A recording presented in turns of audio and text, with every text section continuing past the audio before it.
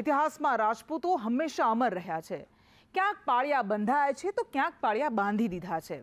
રાજપૂતો કદી હારતા નથી, પીઠ દેખાડતા નથી। તેઓ યુદ્ધ જીતીને આવે છે અથવા તો જીવ આપી દે છે।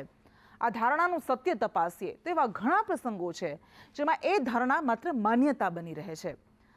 1191ના તરાઈ યુદ્ધમાં પૃથ્વીરાજ ચૌહાણે મોહમ્મદ ઘોરીને હરાવ્યો। 1192માં ફરી એ જ સ્થળે યુદ્ધ લડાયું। તેમાં પૃથ્વીરાજ ચૌહાણે હારનો સામનો કરવો પડ્યો।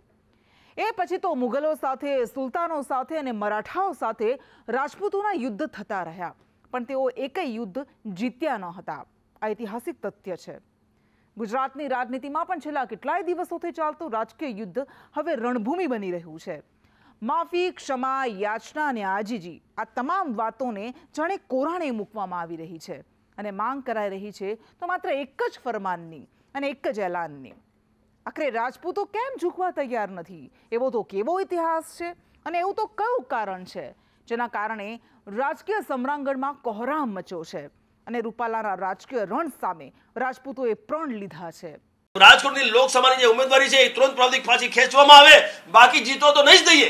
હું આ સમાજ પાસે બે હાથ જોડીને માફી માંગુ છું। ભાઈએ બહુ આમ બે હાથ ને બે પગ ને ચાર માથા જોડને ભાઈ તને માફી તો નહીં જ દઈ, એને ટિકિટ તો રદ થશે અને રદ કરવાની છે। ભારતીય જનતા પાર્ટીમાં જેટલા પણ રાજપૂત સમાજના વ્યક્તિઓ છે એ રાજપૂત નથી રહ્યા, એ ભાજપૂત થઈ ગયા છે। જો પરસોત્તમ રૂપાલાની ટિકિટ એ રદ કરવામાં નહીં આવે તો આગળના દિવસોમાં પરિણામ ભોગવવા માટે ભારતીય જનતા પાર્ટીએ તૈયાર રહેવાનું છે। નાની એવી ભૂલ રૂપાલાને આજે સત્તાનું ગુમાન અને પક્ષનું સ્વાભિમાન બંને ગુમાવવા મજબૂર કરે છે। અને બીજા ખૂબ રહ્યા, અંગ્રેજો ખૂબ રહ્યા અને એને દમન કરવામાં બાકી નહોતું રાખ્યું છે। અને મહારાજાઓ નિમ્યા, એમણે રોટી બેટીના વ્યવહાર કર્યા, પણ મારા રૂખી સમાજે ન તો ધર્મ બદલ્યો ન તો વ્યવહાર કર્યો। એને સૌથી વધુ દમન કરવામાં આવ્યું પણ એ નતા હટ્યા। આ 1000 વર્ષે રામ એના ભરોસે આવ્યો છે, એમને નથી આવ્યો। તેથી એની તલવારો આગળ નહોતા ઝૂક્યા, ન તો નાના માણસો હતા, ન તો એ ભયથી તૂટ્યા ન ભૂખથી તૂટ્યા અને અડીખમ રીતે ટેક્યા। એ સનાતન ધર્મ છે, એના આ વારસદારો જો અમને તમારા માટે માન છે, મને તો તમારા માટે ગૌરવ છે। પરસોત્તમ રૂપાલા અગાઉ પણ કહી ચૂક્યા છે કે તેમનો કોઈ ઈરાદો નહોતો, ના કોઈ રાજકીય કાર્યક્રમ હતો અને ના તો તેમણે જાણી જોઈને આ પ્રકારનું નિવેદન આપ્યું છે। પરંતુ જેમ ધનુષમાંથી છૂટેલું બાણ એકવાર નીકળી જાય તેમ રૂપાલાના શબ્દો જાણે અમર થઈ ગયા છે। રૂપાલા 2 વાર માફી માંગી ચૂક્યા છે, પરંતુ રાજપૂત અને રાજપૂતાણીઓ ઝૂકવા તૈયાર નથી અને તૈયાર છે તો માત્ર એક જ વાત પર કે રૂપાલાની ટિકિટ રદ થાય। અગાઉ ગોંડલ સ્થિત જયરાજસિંહ જાડેજાની આગેવાનીમાં પરસોત્તમ રૂપાલા મુદ્દે સમાધાનનો રસ્તો કાઢવામાં આવ્યો, પરંતુ તેમાં પણ 2 ફાંટા પડી ગયા।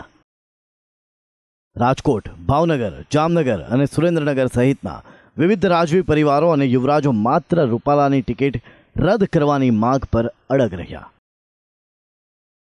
આખરે એવું શું કારણ છે કે રાજપૂત સમાજ રૂપાલા સામે રણે ચડ્યો છે? જરા એ પણ સાંભળી લો। મહાસંમેલન પણ ગોઠવવામાં આવશે। 5 લાખ વ્યક્તિઓ અને હું આહવાન કરીશ, અમારો આખો ક્ષત્રિય સમાજ અમારી સાથે છે અને ઘરે ઘરે તાલુકા વાઇઝ, ગામડા વાઇઝ એક નાનામાં નાના કાર્યકર્તાને પણ એન્ટ્રી નહીં મળે પ્રચાર માટે પણ।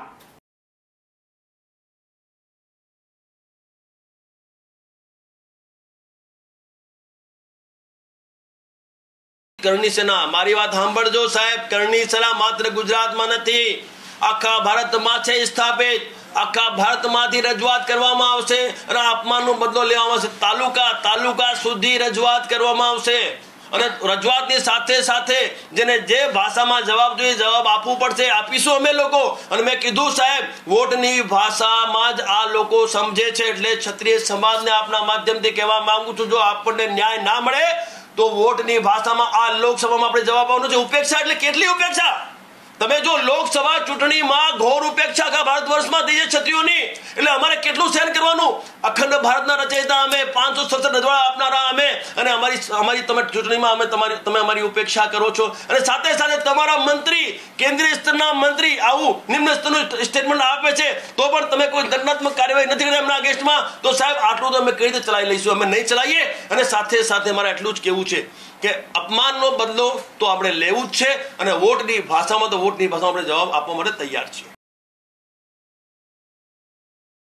ગોંડલમાં જયરાજસિંહ જાડેજાના સંમેલન બાદ રૂપાલાના જીવમાં જીવ આવ્યો, પરંતુ જયરાજસિંહની સમાધાનવાળી જાહેરાત સામે ક્ષત્રિય સમાજોએ બંધ પોકાર્યો અને ત્યાં સુધી કહી દીધું કે આ સમાજના આગેવાનો અને ક્ષત્રિય સમાજને મંજૂર નથી.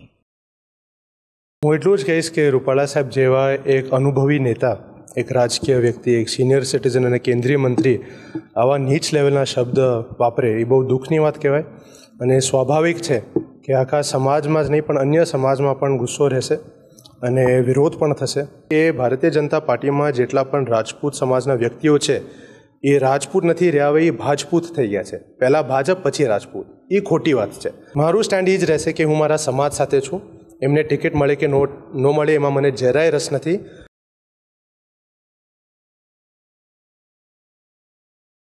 ફક્ત રાજકોટ નહીં, જ્યાં ક્ષત્રિય પ્રભુત્વ ધરાવતી ગુજરાતની 8 જે લોકસભાની સીટો છે તે તમામ લોકસભાની સીટો ઉપર અમે ઉમેદવારી પણ કરીશું. અને જે લોકો જે ભાષામાં સમજે છે એ ભાષામાં અમે જવાબ આપીશું. જો અમારા પૂર્વજો એ પાળિયા થઈ શકતા હોય તો અમે પાળિયા કરી પણ દેખાડીશું.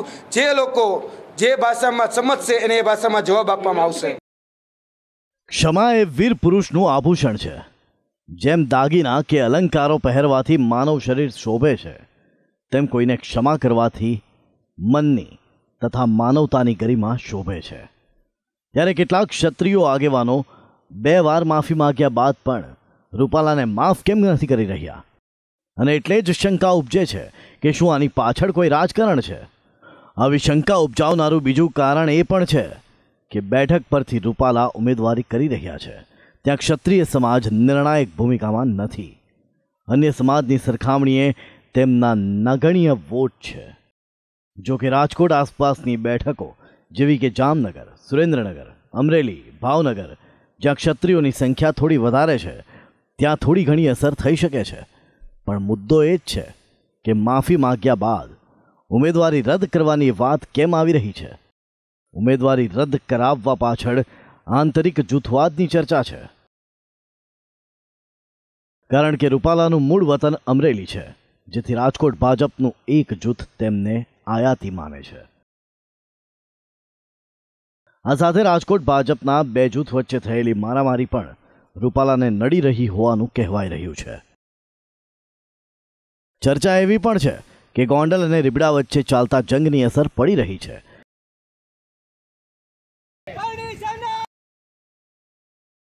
આ બધા વચ્ચે કોંગ્રેસના ક્ષત્રિય આગેવાનો વિરોધની આગને હવા આપી રહ્યા છે. રૂપાલાના વિરોધ પાછળનું એક કારણ સરકાર અને સંગઠનમાં ક્ષત્રિય સમાજની ઘટતી હિસ્સેદારી પણ કહેવાઈ રહી છે. ક્ષત્રિય સમાજના વિરોધ બાદ રૂપાલાને બદલવામાં આવે તેની ચર્ચા ભલે ચાલી રહી હોય, પરંતુ રાજકીય નિષ્ણાતો કહી રહ્યા છે કે રૂપાલા બદલાશે નહીં, કારણ કે રૂપાલાને વડાપ્રધાન મોદીના નજીકના માનવામાં આવે છે. સાથે ભાજપની પરંપરા રહી છે કે જાતીય આધારે થતા વિરોધના કારણે તેમણે ક્યારેય પોતાના ઉમેદવાર બદલ્યા નથી. સૌરાષ્ટ્રના રાજવી પરિવારના મોટાભાગના સભ્યો હાલ ભાજપમાં છે, જેથી હવે આગામી દિવસોમાં શું સમાધાન નીકળે છે તે જોવાનું રહેશે. બ્યુરો રિપોર્ટ, સંદેશ ન્યૂઝ. રૂપાલા લોકસભાની ચૂંટણીના રણમાં ઉતરે છે કે પછી રણ છોડે છે તે તો આવનારો સમય જ બતાવશે. પરંતુ વર્તમાન સ્થિતિમાં સમગ્ર રાજ્યમાંથી તેમનો વિરોધ થઈ રહ્યો છે. તો ક્યાંક રાજપૂતાણીઓએ જોહર કરવા સુધીની ચીમકી ઉચ્ચારી દીધી છે. આખરે ક્ષત્રિય સમાજ કેમ ગિન્નાયો છે? કેમ રૂપાલાને રણ મેદાનમાં ઉતરવા નથી દેવા? ગુજરાતમાં પરસોત્તમ રૂપાલા સામે રોષ સતત વધી રહ્યો છે. ક્ષત્રિય સમાજની બહેન દીકરીઓ પર કરેલી વિવાદિત ટિપ્પણીને લઈને ક્ષત્રિય સમાજના આગેવાનો અને સ્થાનિકો ગામે ગામ રૂપાલાના વિરોધમાં રસ્તા પર ઉતરી રહ્યા છે. ક્યાંક પોસ્ટર્સ લાગ્યા છે, ક્યાંક બેનર્સ લાગ્યા છે, ક્યાંક ચૂંટણી પ્રચારમાં નહીં આવવાની વાતો થઈ રહી છે, તો ક્યાંક વિરોધ પ્રદર્શનો થઈ રહ્યા છે. માંગણી બસ એક જ છે કે પરસોત્તમ રૂપાલાને રાજકોટ બેઠક પરથી ભાજપ લોકસભાના ઉમેદવાર તરીકે ન રાખે, તેમને ટિકિટ કાપે. સમગ્ર રાજ્યમાં રોષને જોતા ભાજપે ક્ષત્રિયોને મનાવવા રણનીતિ ઘડી.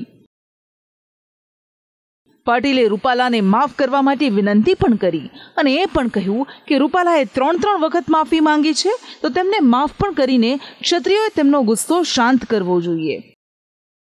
આજે લગભગ અમારી મિટિંગ 2.5-3 કલાક ચાલી છે અને એમાં કોને મળવું, કેવી રીતે મળવું, કોને એ બધી જવાબદારીઓ પણ નક્કી થઈ છે અને આનો જલ્દીથી નિવેડો આવે એના માટે ભારતીય જનતા પાર્ટી તરફથી પણ આ પ્રયાસો શરૂ થયા છે. ક્ષત્રિય સમાજને મારી પણ હાથ જોડીને વિનંતી છે કે ભૂલ થઈ, ભૂલ માટે માફી પણ મંગાઈ છે.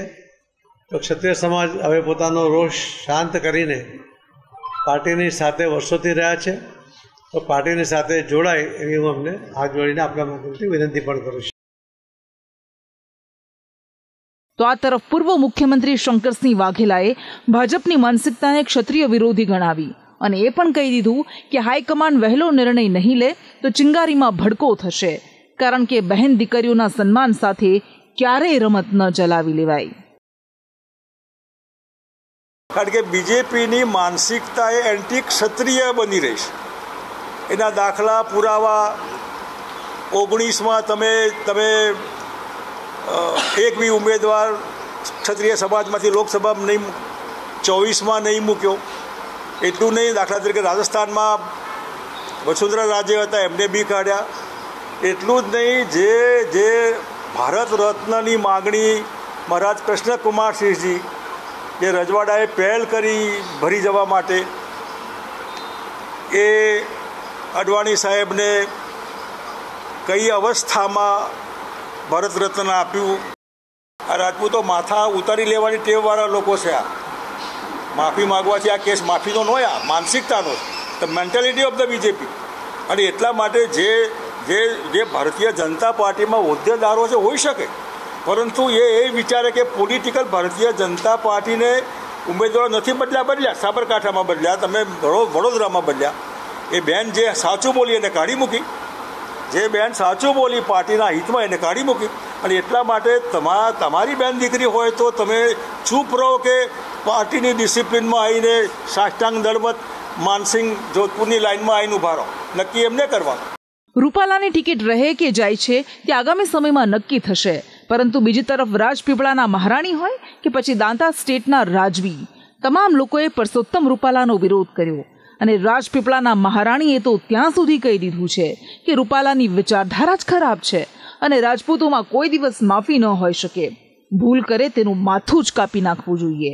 તો બીજી તરફ દાંતા સ્ટેટના રાજવી રિદ્ધિરાજસિંહે મોટું મન રાખીને કહ્યું કે રૂપાલાને માફ કરી દેવા જોઈએ. વિરોધ થઈ રહ્યો છે તે ખરું છે, એ થવું જ જોઈએ અને ક્ષત્રિયોને ખરી રીતે ક્ષત્રિયોને પણ સજાગ થવું જોઈએ. રૂપાલાજીને એ જ કે એમને માફી માંગવાથી થોડું કામ ચાલે.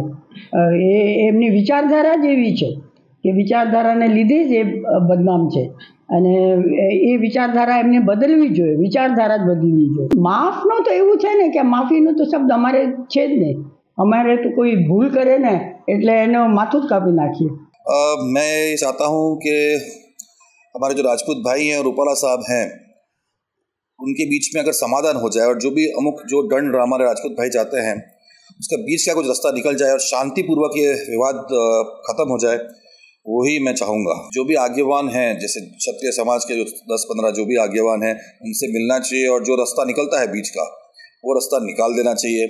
क्योंकि क्षत्रिय धर्म में भी ये कहा जाता है कि क्षमा करना अपने धर्म में है. अगर कोई माफ़ी मांगे, सच्चे दिल से, सच्चे मन से माफ़ी मांगे तो उसी हिसाब से अपने चलना चाहिए. પરસોત્તમ રૂપાલાને ક્ષત્રિય કરણી સેનાએ 48 કલાકનું અલ્ટિમેટમ આપ્યું છે. સાથે જ એ પણ એલાન કર્યું છે કે રૂપાલાને નહીં હટાવવામાં આવે તો મહિલાઓ જોહર કરશે. અત્યાર સુધી તલવાર નીકળી નથી. તલવાર નીકળશે, ભાઈઓ તલવાર કાઢશે અને બહેનો જોહર કરશે. છેલ્લે જો મોદીજીને અમારી નથી પડી તો પછી અમારે આ જ છેલ્લો અમારો નિર્ણય છે કે જોહર પહેલાં પણ થયા છે અને એવું નથી કે હવે જોહર ન થાય. રાજપૂતાણીઓ એ જ છે કે જેને ન્યાય નથી મળતો, કે સત્તામાં જ્યાં કાળું ધોળું થતું હોય છે, આ બધું જો થઈ રહ્યું છે તો પછી જોહર સિવાય અમારી પાસે હવે કંઈ જ ઉપચાર નથી. અમે જોહર કરશું ને કરશું. હવે મોદીજીએ જોવાનું કે જે પહેલાં સ્ટોરી થઈ ગઈ છે, આપણો ઇતિહાસ એને દોહરાય કે ન દોહરાય, મોદીજીએ જોવાનું છે. તો મોદીજી, અને તમારા ઉપર બહુ જ માન હતું, પણ જે અત્યારે મેં જોયું છે કે સુલાવટ ઉપર જઈ રહ્યું છે, આ અમને નથી જોતું.